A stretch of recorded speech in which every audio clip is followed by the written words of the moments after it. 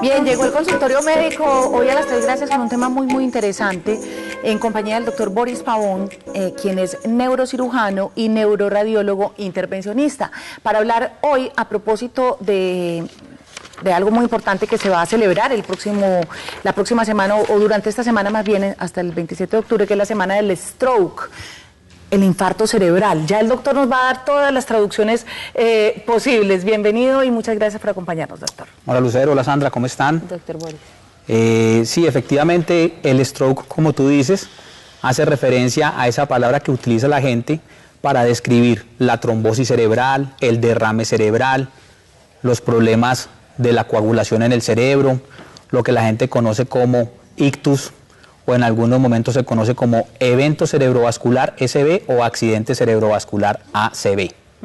Obviamente cada uno tiene una manifestación diferente, una forma, pues no es lo mismo decir una trombosis que un derrame. Usted me va a perdonar la ignorancia en este tema, pero... No, tranquila, la idea de este tipo de programa es poderle informar a la comunidad cómo puede identificar rápidamente los signos y síntomas de esto y en qué consiste cada una de ellas.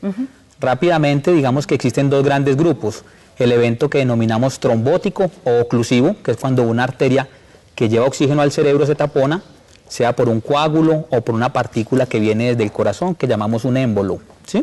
Ese es el clásico evento trombótico o oclusivo, que representa aproximadamente el 85% de los eventos.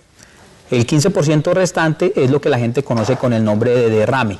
Como su nombre lo dice, es cuando la sangre, que normalmente debe ir por dentro de la tubería, sale hacia el exterior de la tubería, es decir, produce una hemorragia o un hematoma intracraneano.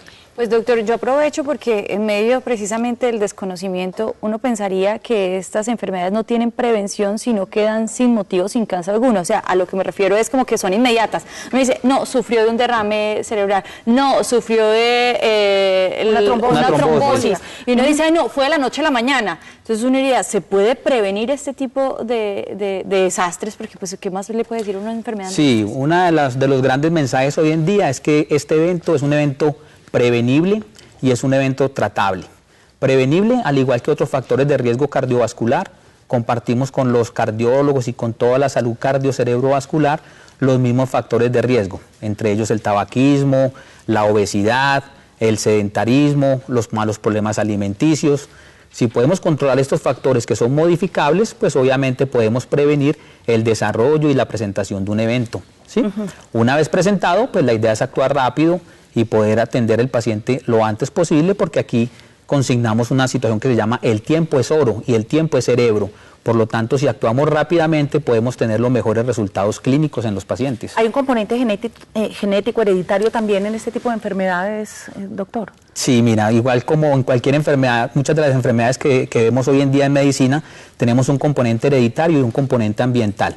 Ese componente hereditario es muy especial para los aneurismas cerebrales, ¿sí? Esos pacientes que han tenido en la familia o familiares de primer grado de consanguinidad, lo que llama la gente los derrames. Entonces ese tipo de personas deben sufrir o deben tener un chequeo previo, ojalá digamos con antelación, mucho antes de que se presente el evento, porque así lo podemos tratar en un estado mucho más benigno para ellos. ¿Cómo se manifiestan? Porque lo que decía Sandra es muy cierto, uno dentro de lo que escucha del voz a voz, no, es que estaba muy bien, se levantó súper bien y de pronto hubo un dolor de cabeza impresionante o se fue al piso. ¿Qué signos o qué manifestaciones tiene este tipo de accidentes? Es muy importante aprender a reconocer cada uno de nosotros y los miembros de la familia distintos signos y síntomas tempranos de que estamos presentando un evento cerebrovascular. Obviamente no es lo mismo el evento que es hemorrágico, el derrame, a la trombosis, pero en general se manifiesta de forma súbita. Por eso el término stroke hace referencia a una palabra en inglés que denota rapidez, que se instaura de una manera muy repentina. El dolor de cabeza es fundamental, ¿sí? Un dolor de cabeza súbito, de reciente aparición. Algunos pacientes lo describen como el peor dolor de cabeza de su vida, ¿sí? Y a partir de ese momento se presentan una serie de signos y síntomas.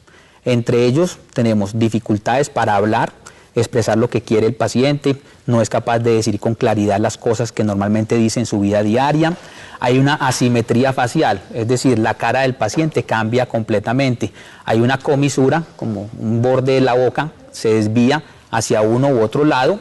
Se presenta entumecimiento o debilidad en una parte del cuerpo, entonces el paciente no es capaz de agarrar las cosas como las tenía, se le caen las cosas de la mano o definitivamente queda con una parálisis completa de medio lado del cuerpo. Pero eso pasa tan rápido, o sea... Sí, eso es cuestión inmediata. Si tú tienes una obstrucción, si por decir algo, la principal arteria que lleva sangre al cerebro, que se llama la carótida, se bloquea por un coágulo que se desprende del corazón, que es algo bastante frecuente, en ese mismo momento el paciente empieza a tener signos y síntomas. Tiene asimetría facial inmediata, tiene dificultades para poder hablar, tiene parálisis de medio lado del cuerpo y el paciente puede llegar a tener una incomprensión de lo que le están diciendo y no es capaz de expresar con palabras lo que quiere decir. En la eventualidad de que una persona esté sola, ¿hay algo que pueda hacer? O si estamos en compañía de una persona que está sufriendo un episodio de estos, ¿hay algo que se puede hacer mientras llega la atención hospitalaria? Pues mira, como les dije,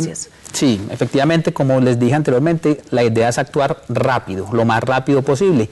Y de ahí surge como un acrónimo que han inventado los americanos, los anglosajones, que se llama FAST, que traduce rápido en inglés. La F hace referencia a face, que son anomalías faciales. La A hace referencia a arm o brazo, que es debilidad o entumecimiento en un brazo.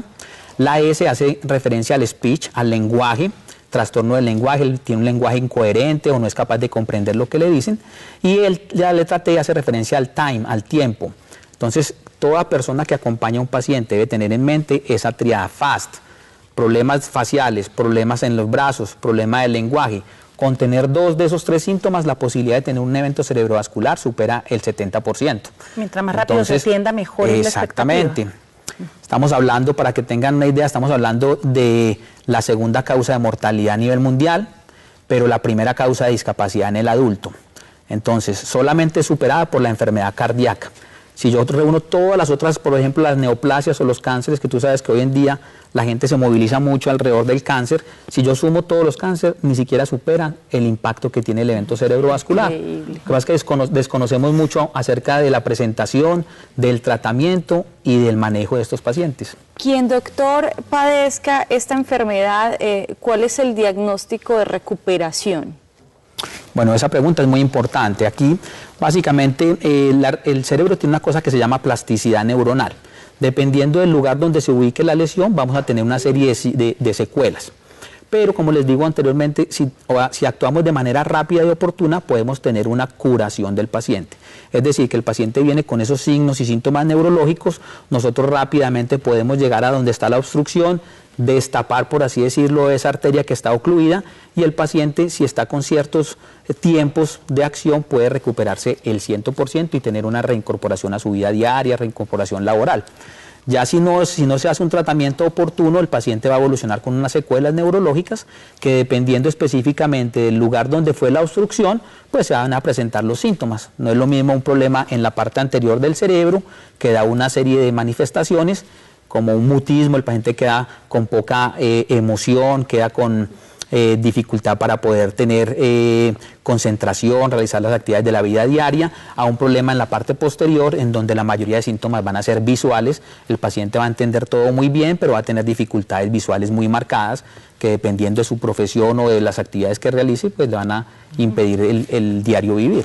Doctor, ¿cuál es la población que con más frecuencia es víctima de estas enfermedades cerebrovasculares? ¿Se puede hablar de rangos de edad, de género, de sexo? ¿Quiénes son más propensos a este tipo de accidentes? Muy buena pregunta, Lucero. Sí, efectivamente tenemos como unos grupos poblacionales que desafortunadamente se ven más afectados con esta enfermedad. Las poblaciones con menos recursos socioeconómicos se ven más afectadas, los latinos, los hispanos, la población de raza negra tiene mayor incidencia de eventos cerebrovasculares y la relación de mujer-hombre es una relación de casi 3:1. Es mucho más frecuente en mujeres entre los 45 y 65 años. ¿Sí? Muy posiblemente la protección que brindan los estrógenos al momento de empezar su declina puede favorecer que se presenten estos eventos trombóticos. Y ya existe otro grupo poblacional muy importante, que son todos los pacientes mayores de 70 años, en donde existe una comorbilidad que se llama la fibrilación auricular, que es un problema del ritmo cardíaco, en donde el corazón late de forma irregular, y en un momento determinado esa irregularidad produce un coágulo y ese coágulo viaja a través del torrente sanguíneo y se impacta por estadística y por flujo en las principales arterias del cerebro. A mí me gustaría dejar el mensaje también de prevención, porque ya nos mencionaba usted dentro de las causas, pues factores que son, digamos, de manejo también. Nos mencionaba el tabaquismo, nos mencionaba el sedentarismo. ¿De qué manera entonces podemos prevenir? ¿Cuáles son esas claves del consejo del médico especialista para todos? Porque mire que todos cabemos dentro de ese perfil prácticamente, ¿sí o no? Entonces, o muchos de nosotros entramos dentro de ese perfil. ¿Cómo prevenirlo? ¿Cuáles son esas medidas que juiciosamente tenemos que llevar a cabo? Pues mira, cuando dices todos es muy importante remarcar que 1 de cada 6 de nosotros va a tener un evento cerebrovascular a lo largo de su vida. 1 en 6, eso ya está completamente determinado. 1 en 6. 1 en 6. Que toque para la historia. Yo voy a contar que toque para la... Y con respecto a los métodos de prevención, obviamente el líder de todos es el tabaquismo. El tabaquismo es muy nocivo, hace mucho daño en todo el sistema cardio-cerebrovascular y de ahí en adelante los otros factores de riesgo, si lo logramos controlar, impactan de manera positiva en el pronóstico de los pacientes. Entonces yo diría, hábitos de vida saludable, evitar el tabaquismo, controlar la hipertensión arterial, el sobrepeso, actividad física diaria. Todos estos pueden disminuir hasta, digamos, se estima que pueden disminuir hasta en un 40% los índices de evento cerebrovascular, que hoy en día alcanzan más o menos 80 pacientes por cada 100.000 habitantes. Bueno, y aquí una invitación importante, porque es que a propósito justamente del Día Mundial del Stroke, que se celebra el próximo 29 de octubre, hay una invitación que tiene como finalidad ayudar a reducir los índices de morbilidad de esta enfermedad. Esto es algo que organiza la Clínica del Norte con el apoyo de la Alcaldía de Bello, la Facultad de Medicina de la Universidad de Antioquia y los bomberos de Bello. Están realizando la semana del stroke del 23 al 27 del 22, ¿cierto? Sí. Sí, o sea, desde mañana hasta el viernes 27 va a haber, el 27, en el Parque de Bello, entre las 10 y las 4, va a haber toda una jornada de sensibilización para que la población aprenda a reconocer los signos y las secuelas también que deja esta enfermedad. Así que todos están invitados, va a ser todos los días, del 23 al 27, ¿cierto, Adri? Parque de Bello, las citas allá, listo. Adriana Yepes, como siempre, tapilosa con sus eventos. Pues muchísimas gracias, doctor. Bueno, ok, quería así para finalizar invitarlos. Esto básicamente es un tema educativo. Normalmente hacíamos un solo día para la conmemoración del Día Mundial del Stroke, pero ya lo hemos alargado durante una semana con una serie de actividades en distintos lugares, con los colegios locales, con la parte administrativa y gubernamental, con las instituciones de salud que están en el municipio de Bello y con el mismo personal al interior de las instituciones para que mejoren sus factores de riesgo, identifiquemos quién tiene factores prevenibles o modificables y por lo tanto contribuir en un granito de arena a esta carga de enfermedad que es tan dramática. Y una última pregunta, pero es que a mí no se me puede escapar nunca el tema de la alimentación, porque pues adoro la comida, pero en tema de alimentación, entonces, ¿cuáles serían como esas recomendaciones?